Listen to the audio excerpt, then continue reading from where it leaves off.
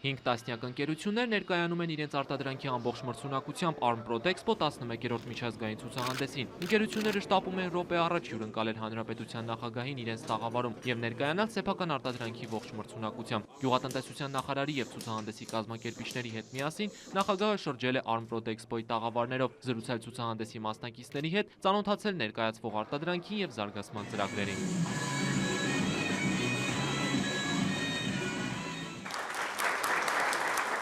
Royal Armenia-ի տաղավարն է, այն մշտապես մարդաշատ է։ Ընկերության ներկայացուցիչները այցելուներին են ներկայացնում իրենց բարձրորակ տեսականին։ Բոլորը մոտենում են, համտեսում, կարծիքներն էլ իրարից չեն տարբերվում։ Հրաշալի սուրճ։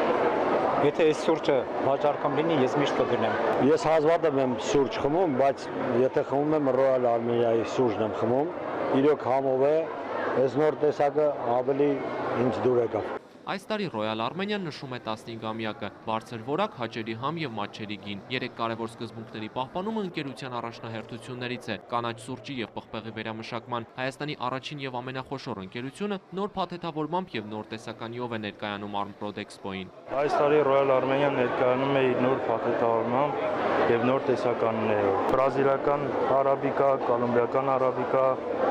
ռոբուստա տեսակի սուրճեր։ Այսօր ընկերության արտադրանքը արտահանվում է Ռուսաստան, Վրաստան, Ուկրաինա եւ եվրոպական երկրներ։ Շեշտը դնելով բարձրորակ արաբիկա սուրճի վրա, հայ-կուբական ընկերության նպատակն է նվաճել նոր արտաքին շուկաներ, ասում է ընկերության հիմնադիր Դավիթ Հակոբյանը։ Որակյալ արտադրանքի համար Royal Armenia-ն այս տարի արժանացել է նաեւ բարձր պարգևի՝ տարվա լավագույն սուրճ։ Հովհաննես Պարաշյան, Խաչատուր Եսայան, Armnews։